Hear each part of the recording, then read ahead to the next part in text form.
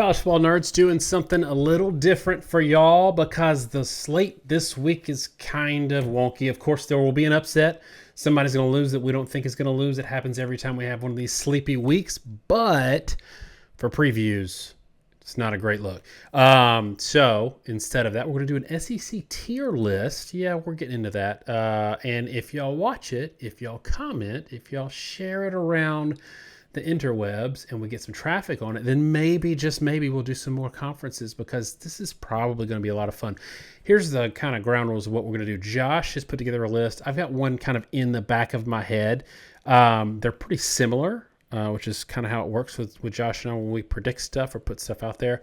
He's going to share with y'all his list, and I'm going to try my best to convince him to change up some of these slotted teams, and y'all are going to try your best in the comments to both give us your tier list and maybe just kind of help me bring Josh to the dark side on some of these teams. Or just with that, I'm going to let you run with let's run through your full tier list maybe, and then we'll revisit it after we get it all out there.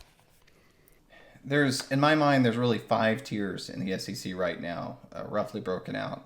There's 2 tiers that I consider to be the elite teams. Those are Georgia and Texas. Georgia and Texas are playing at a different level than everyone else. They both have a marquee win. And so when I talk about this, I'm really talking from a quality perspective, not a resume perspective even. But when you have a big win, it proves that you're good.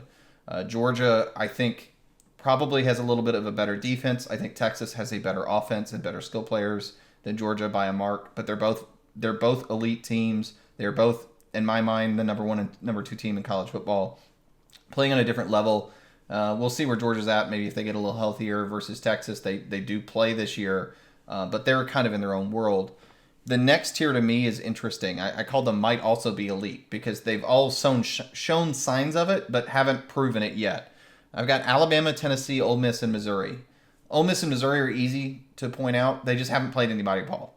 Okay, so this point in the season, Ole Miss has played two teams that probably would lose to a nunnery. So has Missouri. Alabama looked phenomenal week 1, looked extremely shaky in week 2, but with injuries at the offensive line to where I'm not sure. And let me be clear, if they didn't have those injuries, I probably would have actually knocked them up to the upper tier because on paper, you look at like college football team talent on 247, they're the most talented roster in the country. The same sort of argument that Ohio State fans had after the struggle win with Akron. But I do want to see them shake off the sort of issues they had in the past, which cropped up against South Florida. Tennessee's done nothing but impress me. Week 1, look, that week 1 opponent, I've watched that film. I watched the whole game, okay? They were not good enough to give anybody a challenge. NC State was a live P4 team, and they toyed with them, okay? So, winning a ranked game by the margin they did is extremely impressive. You have to put them there. They've got great quarterback play. They have an excellent run game. They have a really, really impressive defense. They've got great receivers, everything you want to see. But, and Daniel, maybe you'll comment on this when we talk about moving them up and down a little bit, I'm still not actually sold even NC State is actually that good. And when I say that good, I'm not sure they're really good at all at this point. There's reasons to be concerned. So I've got them on the same tier as Alabama and Ole Miss. Not a shot. I'm just not sure if they're quite where Georgia and Texas are. My next tier is good but flawed. All of these teams have good things going for them, but all of them have some sort of fatal flaw at this point in the season. That's Oklahoma, LSU, and Texas A&M. Oklahoma is a pretty good all-around team. They have a good defense. The defense has played well. I think Arnold has been a good quarterback for them when I go back and look at on tape. The problem I see with Oklahoma in particular, and I was looking at this, this last game, it's a lot, honestly, like the Alabama's game against South Florida. The problem is that their offensive line issues aren't due to injury. It's just kind of who they are. And the defense keeps bailing him out. And even with Arnold, again, like Milroe, I see him drift into a sack and he killed one drive. I saw him sail a pass for an interception on another drive. He throws in a double coverage on 3rd down a couple times in that game. At one point, they had 22 plays on 4 drives, and they had 0 points to show for it. They had 2 9-plus play drives that ended in no points, an interception and a punt. So, when you have all that, you have a run game that's at 2.8 yards per carry because of where the offensive line's at. You end up with the struggle games like they had last week against Houston. LSU's defense is just bad. I mean, we all are wanting to anoint USC, but as we pointed out in our top 10, Nichols had a higher yard per attempt than USC did. I think LSU just doesn't have a good defense. The secondary is bad. These are the guys that they tried to play transfers over the last 2 years. They just are. The front loses Guillory, who they already didn't really have a true interior defensive lineman. Now they're just that much thinner. I personally think Perkins Jr. is a phenomenal athlete that doesn't have a position in college. I think he's a great space player. I think he's a great speed edge rusher. He is too small to hold the point on the edge, and I think in the NFL, he is going to be a third down pass rush specialist because I don't know that he's an every down player.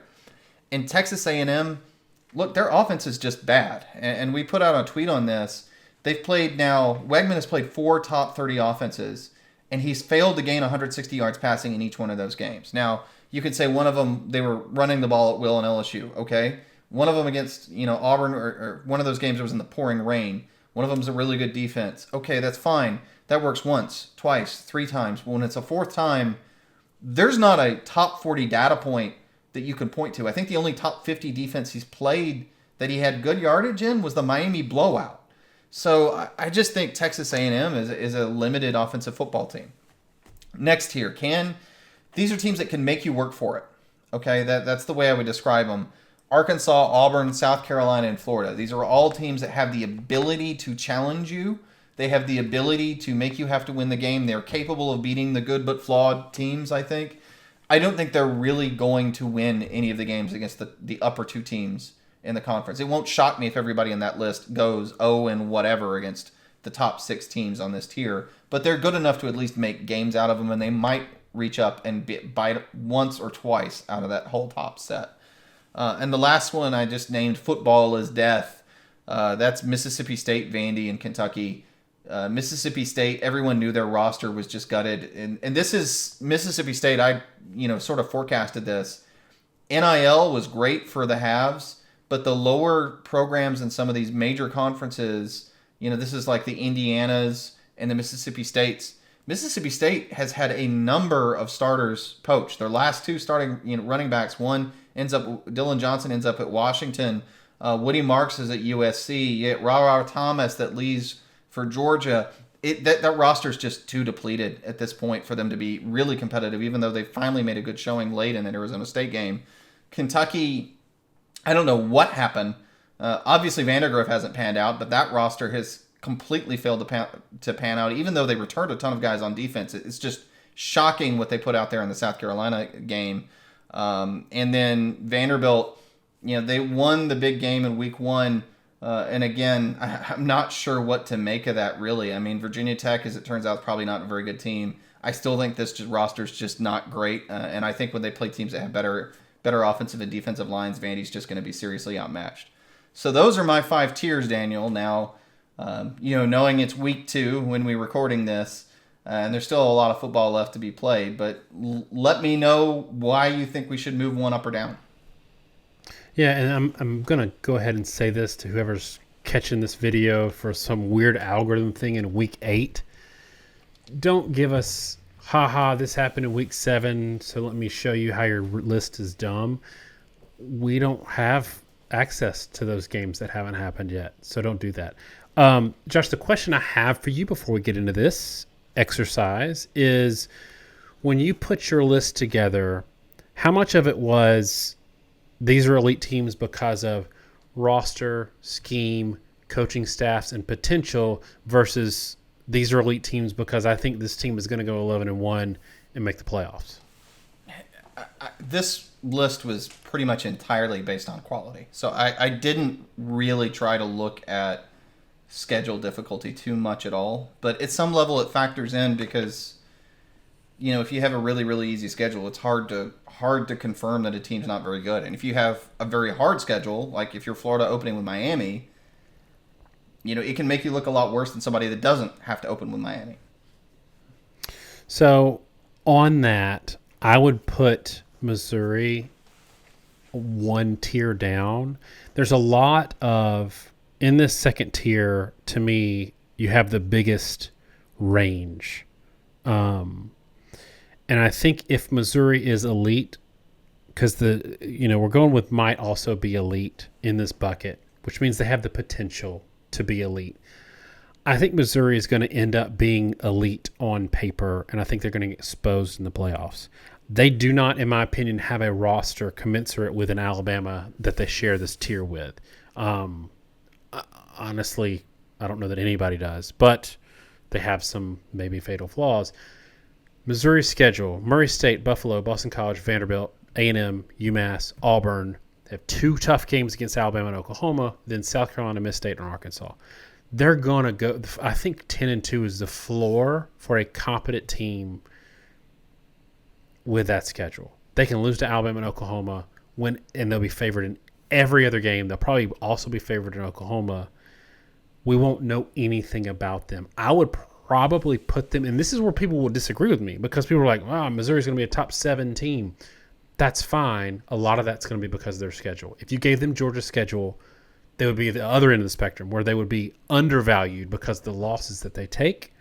I think Georgia can absorb those. I would put Missouri down 1 tier. And then I don't want to give it away for people who haven't seen your prediction for the Wisconsin game. But Josh, if you predicted what you predicted, let's say it rhymes with blowout. If you predicted that, to me, you are already sort of putting the South Florida game aside and taking on face value who you think this team is, because that was your prediction, and you don't really, more than anybody, play the game of picking scores for other reasons. So I would argue, just based on your own sort of predictions, that you should have Alabama in that elite tier. I would have them there.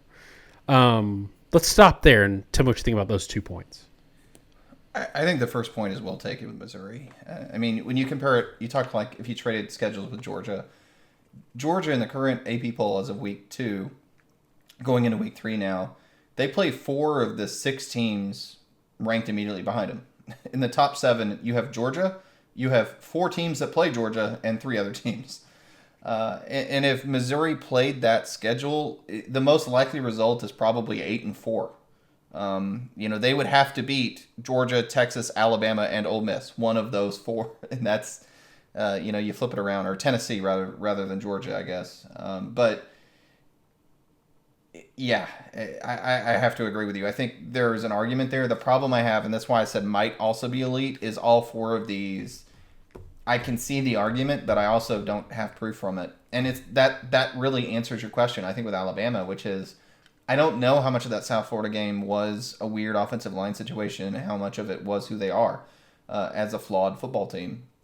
And my gut is that the offensive line issues, having 2 starting offensive tackles really out on that game, they're sliding a guard to tackle, which kind of made them bad on the edge and bad in the interior, kind of blew up the whole offense against Todd Orlando's high-pressure scheme, against Heupel's former offensive coordinator.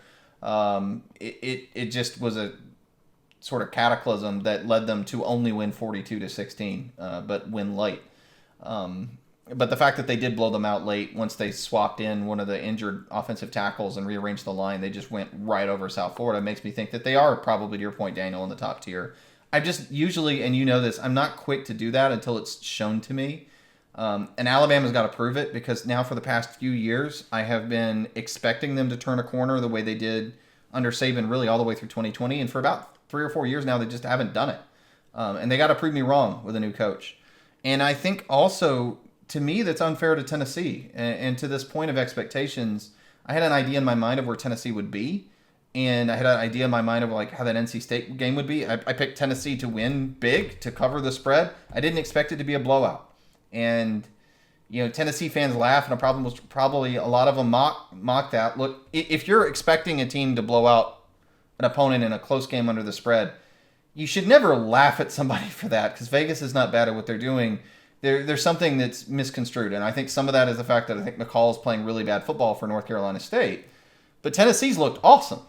And I have almost the exact opposite question, where I think everything's kind of gone right for Tennessee. They're in a game with NC State, where NC State floats a screen pass, and then they get a pick six, and it was just like everything fell apart for NC State from that point forward, and the game got completely out of hand really quickly. And I do have Tennessee on the same tier with Alabama because I'm impressed with it, but at the same time, I don't feel like I can keep bump them up because I do not think NC State is anything like Michigan or Clemson, that kind of a win. So I hear you, but I don't hear you. You know, I just, it's a week too early, and I think Alabama is a team that is on that knife's edge from being either truly, truly elite national title favorite level, or they could sort of rotate back and be that just second tier. And it's crazy. The second tier is like number 4 in the country, but it is a huge step from Georgia, Texas, Ohio State to whoever's in that next clump of teams right behind them. You hear that, Alabama fans? Josh says that Alabama hasn't turned the corner in the last few years, including a year where they won the SEC championship, beat Georgia, and played Michigan better than anybody else they played that year. But I totally agree with you. That offense actually didn't turn the corner, in my opinion. Okay, so an interesting one to me is you talk about this spread of teams and tiers. I'm going to jump down to the bottom now. What does it say about the SEC that you have? Let's just talk about Mississippi State and Vandy.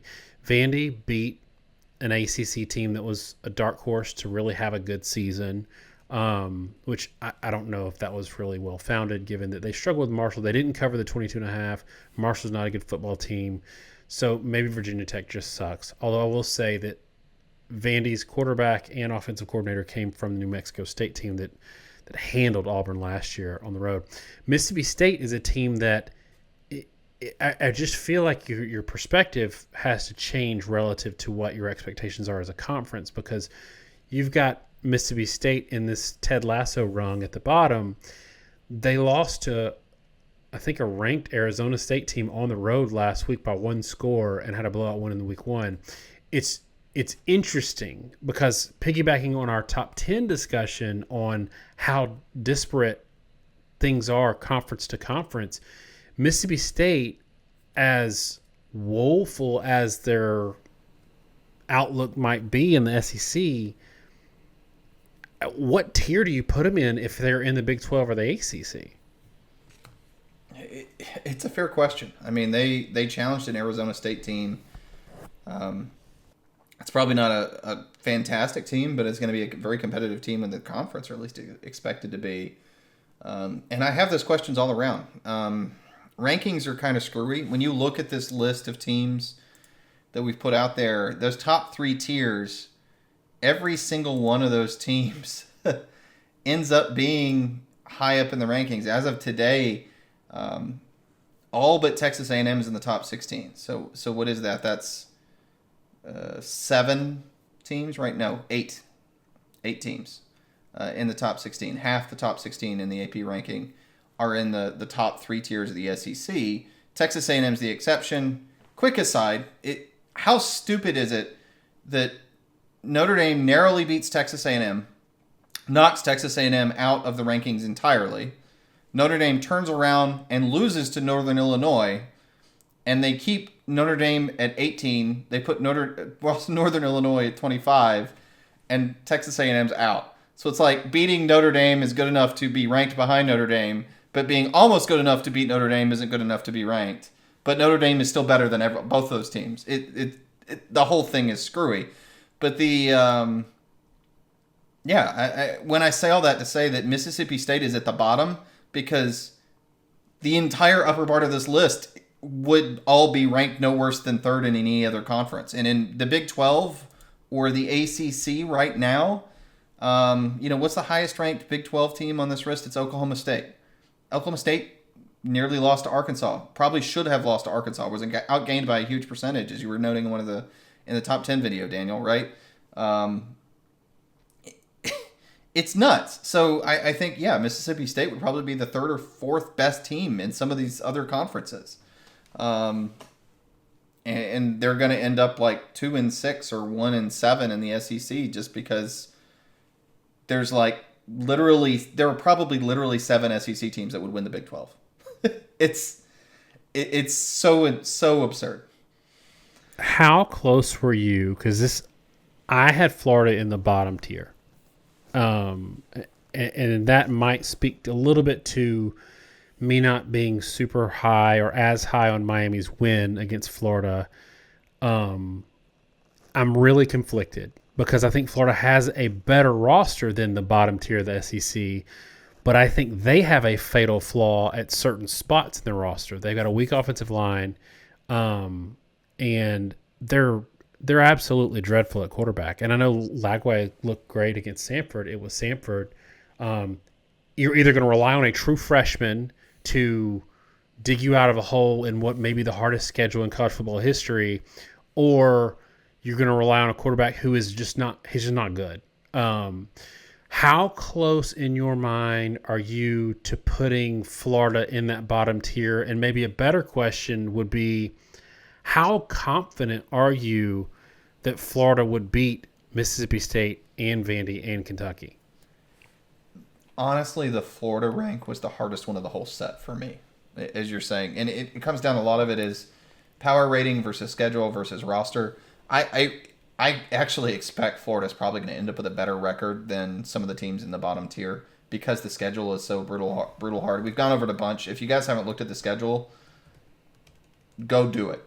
First like and subscribe so you find our videos later, then go leave the page and go look at Florida's schedule.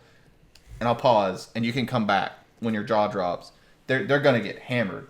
But I do think on the whole, where they are today with the roster, they're better. And to your point, though, Daniel, there's going to be a snowball effect of starting a true freshman. They're going to lose a bunch of games. At this point, I don't really expect Billy Napier to be here in November. I don't know that he's going to make it past Halloween. I think the over-under on that is probably about Halloween. And they're going to get demolished. So I was really tempted to move them down. I just felt like their roster is a bit of a different place than the other three teams. But to that point, Vandy and Kentucky laid an absolute egg, but it's probably a better team than that. Vandy had actually a pretty good win in week one, which the other teams didn't. And even then, though, I'll note Virginia Tech kind of stormed back and looked like they might win the game, and they may have been that Virginia Tech laid an egg. I don't know. But of all those teams there, you're right. You talked about the range in the second tier, Daniel. I'll actually challenge you in this and say, as much as there's a range in the second tier, there's a lot of blurring and overlap between these bottom two tiers. Auburn could end up in this bottom tier. Auburn, if they implode, they've got some serious roster issues right now. The secondary's not good. The offense isn't good at all. They may be a team that could lose to Kentucky and end up flipping, right? So I don't think there's a huge divide at all between those two bottom tiers in general. And it's not just a Florida problem and a Vandy problem. It's an everybody problem, I think. Brock Vandegrift. I got to do this. Guess his QBR. Not QB rating, QBR against South Carolina Saturday. This is wild. 5. 1.2. It's okay. Yeah, I hadn't seen it. 1.2. That is just insane. He was 3 of 10 for 30 yards and an interception. He also had 29 yards lost on 9 carries. That is just, it's wild to me. Anyway, yeah, so I agree with you on, Florida's tough for me because maybe Lagway does play them into a better team. The schedule's not going to really show it. You're going to have to really get granular in watching how they play against these better teams in a loss. The one you touched on is the last one I want to talk about. I could see Oklahoma dropping, by the way, just because I think their offensive line is so bad that it really neutralizes any other talent advances they have on other teams that they might play. It is what, like you said, it was Alabama Saturday without injuries. It's pretty tough. The one I want to talk about before we wrap this up is Auburn. We heard a lot all offseason about how their roster is so much improved, especially at wide receiver. They've got a quarterback that I've never been high on anywhere he's been. And I think Saturday really showed me to be correct in that. I was surprised they didn't run him a little bit more, but Auburn is in a spot where I think they could be either on that bottom rung or make the really tough move to bench a guy who's trying to play his way, I guess, into an NFL, roster, bench him in his fourth or fifth year of football to try to go with somebody else to get a spark I could see them, because the rest of the roster is pretty quality. I could see them either moving up a tier or down a tier based solely on what happens at quarterback. I got to be honest. I don't think that will or almost can happen, Daniel, and I'll tell you why. Their offensive line was probably the biggest issue in that game in terms of pass rush. The problem that Auburn is going to run into is if they want to move on from Thorne, who neither one of us were ever high of him. We were not high on him when he was at Michigan State, and we talked about that for a couple of years, right? He was the guy that looked good because Keon Coleman was good, is the reality of that situation. And we didn't realize how good Keon Coleman really was till he went to Florida State and had a better quarterback. But the problem is that Thorne is a good runner. And there's a lot of stuff that Auburn's doing in the zone read scheme that they're running and his ability to scramble that is making that offense sort of kind of work. If they have a less mobile quarterback, I think that offense could be a whole other level of bad. The offensive line is just not good, and their ability to run the ball kind of covered it up some last year. But the biggest problem, I think, is that the defense was so good last year that as bad as the offense was, because we talked about this, in most statistical categories of 14 SEC teams, they were 10th to 12th in most of their offensive stats. We were talking about that in the offseason, right? It's kind of remarkable where they were. And the defense was like 10th to 12th, but they were somewhere around like 6th in scoring, and that kind of held everything together from being a disaster. The defense is not that good anymore, and they get outgained by 50 yards by Cal, and now they have to actually throw some is the problem. They can't just run the ball, and the offensive line isn't quite as good as was hoped, clearly. I don't know that they have the ability to change quarterback, and it's the same. There was a time where people were calling for Nussmeier to start instead of Jaden Daniels when he started and didn't know the scheme well at LSU, and we noted at that time they had 2 freshman offensive tackles, and they weren't very good in pass pro. And we're like, look, they can't make this change. They can't put a non-mobile quarterback. That's why Daniels is starting. Now, Daniels got the hang of it. Their line got better. He became phenomenal. But that first year, especially early on when he didn't know the scheme, he wasn't great.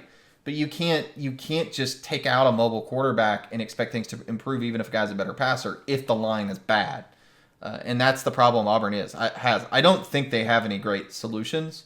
The biggest thing for them is the defense is going to have to step up and play at a different level because, again, it's not just the offense. It was giving up 334 yards to a Cal team that's not very good. There's a lot of problems on the Plains, and again, everybody in those last 2 tiers, I could have the same discussion with almost everybody in those groups. Kentucky with the transfers not panning out, injury situations. It's all of these teams have major problems. The one little bit of pushback I'll give you on Auburn and not switching out quarterback. Look, even if he has, and I do think he's a better runner than he gets credit for, Thorne was the QB when they scored 10 against New Mexico State. They lost that game 31-10. 31-10. And yeah, they were looking ahead for Alabama, whatever. They scored 10 points against New Mexico State. Thorne was a quarterback when they scored 13 points against Maryland, who wasn't good defensively. I mean, they were okay last year. 13 points against Maryland, 10 points against New Mexico State, and now we've got another anecdote of 14 points against Cal, 10 points last year against A&M, 18. They only scored 18 against LSU last year. Like that is probably the biggest sin. That's probably more embarrassing than 10 points against New Mexico State. So at some point, like he lost them 7 games last year. They only hit 20 twice. I mean, at some point you got to move on. I don't know. It's the same. I'll end with this. This is the same argument people made to bench Bo Nix for TJ Finley. Like sometimes it's not the quarterback. And right now I'm telling you it's not really just the quarterback. The quarterback is bad, but it can get worse. And I think if they replace the quarterback, it will. I don't think they have a better option. I think Freeze it's going to be really interesting to see if Auburn keeps Freeze long enough. It's going to take him 2 years to flip that roster. And he's said it all offseason, and fans have not wanted to hear it because they took it as coach speak. But the hole that was left by the end of it's not just Harsin who recruited terribly. Malzahn was fired for a reason, and we did videos on that at the time, Daniel. If you remember, talking about the recruiting was the main reason. The recruiting had completely fallen off from Malzahn. There was no momentum. They are in the worst roster position they've been in 30 years. It's going to take them 2 years to rebuild that. And I don't think it matters who the quarterback is. And that's the kind of thing I think fans are going to clamor for, because they think if you replace the quarterback that everything changes because it matters the most. But sometimes it doesn't really matter who's the quarterback. It's just the team around him is not very good. And no, you can't just get 2 impact wide receivers on a team with a bad offensive line and a bad quarterback, and they've got 1 good running back, and then magically fix an offense. It's going to take more than that. They just don't have the pieces right now to replace it. Well, they have Oklahoma, Georgia, and Missouri all back-to-back, and then finish with Alabama. So it might be a tough year on the Plains. All right, y'all, let us know what you think about our tier discussion. If you want to hear more of this kind of stuff, that means you got to watch it. You got to get your friends watching it. You got to get your dog to watch it, your cat. We need the positive reinforcement to do these kind of off-schedule videos. I had a lot of fun. I hope y'all did too. Let us know in the comments what you think the tiers should look like, how you agree, how you disagree. Thanks so much, y'all. Have a great week, and God bless.